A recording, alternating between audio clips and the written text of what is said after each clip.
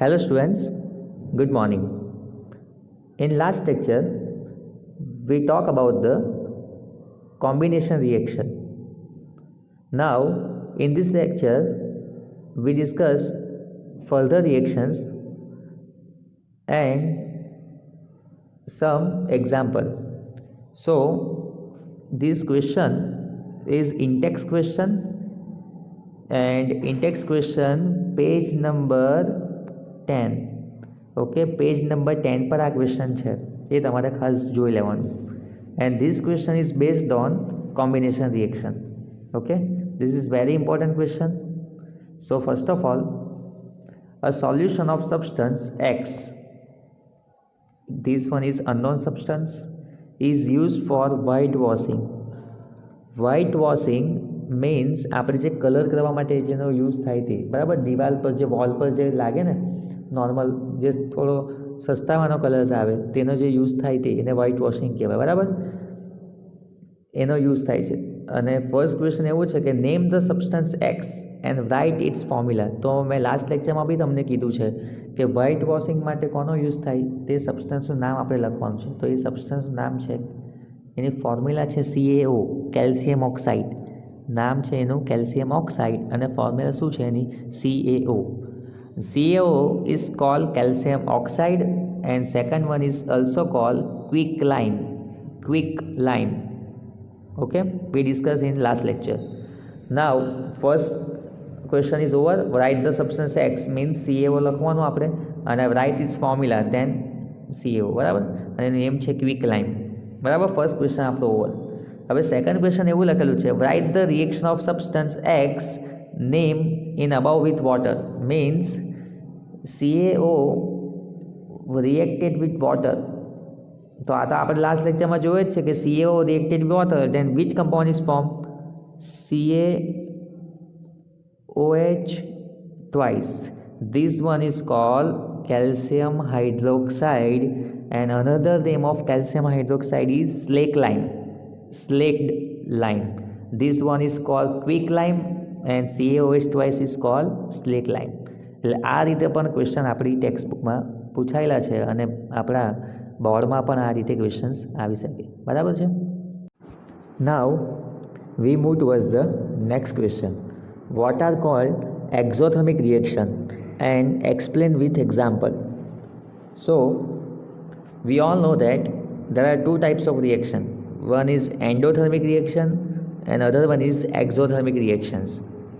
So definition of exothermic reaction is that reaction in which heat is released along with the formation of product are called exothermic reaction.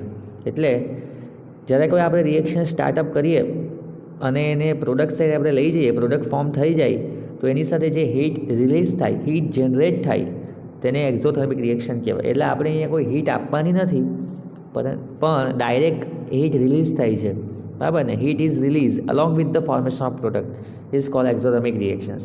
તો આપણે એના example તો આપણે last લેક્ચરમાં બી જોયા. તો અને એક મેં તમને અત્યારે એક્ઝામ્પલ બી બતાવ્યું કે quicklime reacted with water. Quicklime means CaO, reacted with water means H2O. Okay, so it then formation of slaked lime, CaOH twice, and here heat is generated, heat is released automatically. So this reaction is known as an exothermic reaction. Okay, એટલે always તમારે એક યાદ રાખવાનું છે કે જેમાં heat generate થાય, આપણે રાઇટ હેન્ડ સાઇડ પર હીટ લખીએ એમાં આપણે એક્સટર્નલ હીટ આપણે પ્રોવાઈડ નથી કરતા પણ રિએક્શનમાંથી જનરેટ થાય તો એ રિએક્શન્સને આપણે કઈ રિએક્શન કહેવાય? એક્ઝોથર્મિક રિએક્શન્સ, બરાબર.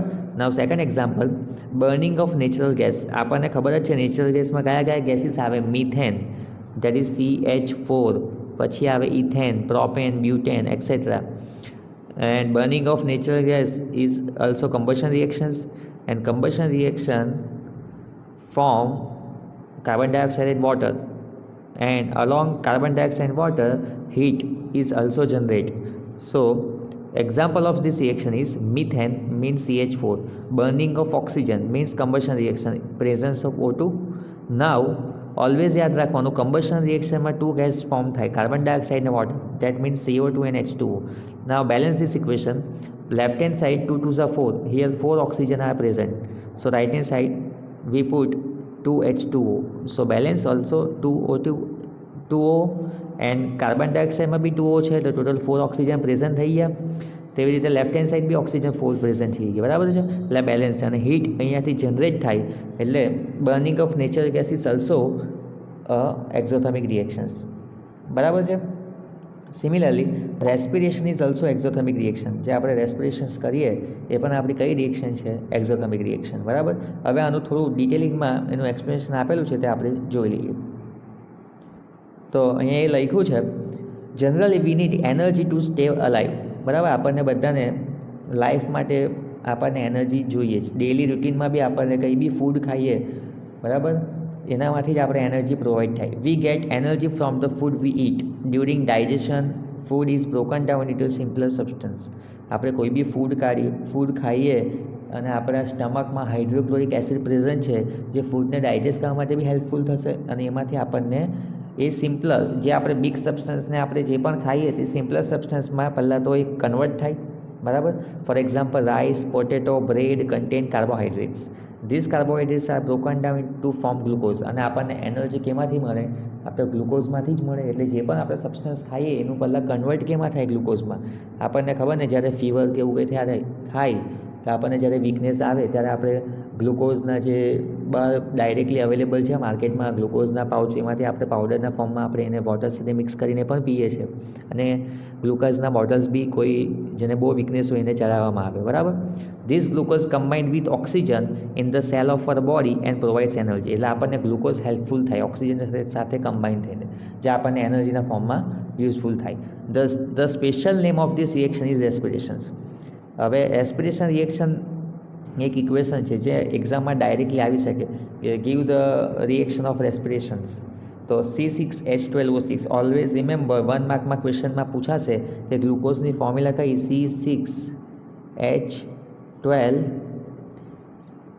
C6H12O6. આ ગ્લુકોઝ અને ફ્રુક્ટોઝ સેમ ફોર્મ્યુલા છે, ઓલવેઝ યાદ રાખવાની. 6 12 6 યાદ ઇઝી રહી જશે. ઇન પ્રેઝન્સ ઓફ ઓક્સિજન, કેમ કે આપણને એટમોસ્ફિયરમાંથી આપણે ઓક્સિજન તો લેવાના જ છે, બરાબર. C6H12O6 + 6O2 gives CO2. અને આપણે બહાર શું કાઢીએ? Carbon dioxide. ઓક્સિજન લઈએ અને કાર્બન ડાયોક્સાઇડ આપણે બહાર કાઢીએ, એટલે this is converted into carbon dioxide and plus water. અને આ બીજું જે મેઇન જે આ ક્વેશ્ચનનો પર્પઝ છે તે, કે જે એનર્જી રિલીઝ થાય, એટલે respiration reaction is also exothermic reaction. પછી તો બેલેન્સ કરેલું છે, અહીંયા 6 કાર્બન છે લેફ્ટ હેન્ડ સાઈડ પર, એટલે અહીંયા આપણે 6 મૂકી દઈએ. હવે તમે નેચરલી જ છે કે 6 કાર્બન આપણે મૂક્યા તો ઓક્સિજન ઇન્ક્રીઝ થઈ જશે, બરાબર ને. અને અહીંયા 12 હાઇડ્રોજન પણ છે, તો આપણે અહીંયા 12 કરવા માટે આપણે 6 મૂકીએ. હવે તમે જેવું રાઇટ હેન્ડ સાઈડ પર મૂકો એટલે ઓક્સિજન વધી જાય, એટલે અહીંયા 6 2s are 12 ઓક્સિજન, અને અહીંયા 6 ઓક્સિજન, એટલે 12 ને 6 કેટલા ઓક્સિજન થયા? 18. હવે આપણે લેફ્ટ હેન્ડ સાઈડ પર 18 કરવા માટે અહીંયા કેટલા મૂકવા પડે? 6, એટલે 6 2s are 12, અને અહીંયા 6 18 થઈ ગયા, એટલે બંને બાજુ 18 ઓક્સિજન થઈ ગયા. પછી 12 હાઇડ્રોજન, 12 હાઇડ્રોજન અહીંયા થઈ ગયા, 6 2s are 12, જો અહીંયા દેખાય જ છે, તો અહીંયા પણ 12 હાઇડ્રોજન ઓટોમેટિકલી છે જ. અને કાર્બન 6 છે, તો અહીંયા પણ કાર્બન 6 છે, એટલે આ balance reaction. Glucose is converted into carbon dioxide, water and energy. Clear? અને લાસ્ટ વન તમારે ઓલમોસ્ટ 3 લખવાના છે, અને 4 તમને યાદ રહે તો તમે લખજો. Decomposition of vegetable matter into compost is also example of exothermic reaction. એટલે આપણા એન્વાયરમેન્ટમાં, બરાબર, સોઇલમાં વેજીટેબલ મેટર ડિગ્રેડ થઈને કન્ટિન્યુઅસલી 3 to 4 યર્સ સુધી ડિગ્રેડ થયા જ કરે, ને એમાંથી શું જનરેટ થાય? કમ્પોસ્ટ, એટલે ખાતર એક ટાઈપનું, બરાબર, ઓટોમેટિકલી જનરેટ થાય. એન્વાયરમેન્ટલ પ્રોસેસ છે આ. It is called decomposition reaction. અને આમાં પણ હીટ જનરેટ થાય, એટલા માટે this reaction is also known as a exothermic reaction. So first આપણે કઈ રિએક્શન જોઈએ? Quick lime reacted with water, then form calcium hydroxide and heat is generated, બરાબર. સેકન્ડ વન આપણે કહ્યું છે methane gas reacted with oxygen, form carbon dioxide, water and heat. This is also exothermic reaction. Third reactions આપણે કઈ જોઈ? Respiration reaction. C6H12O6 + 6O2 gives 6CO2, 6H2 and energy. And third one, vegetable matter decompose into compost and heat is generated. Okay, આજના લેક્ચરમાં આપણે આટલું જોયું. Thank you.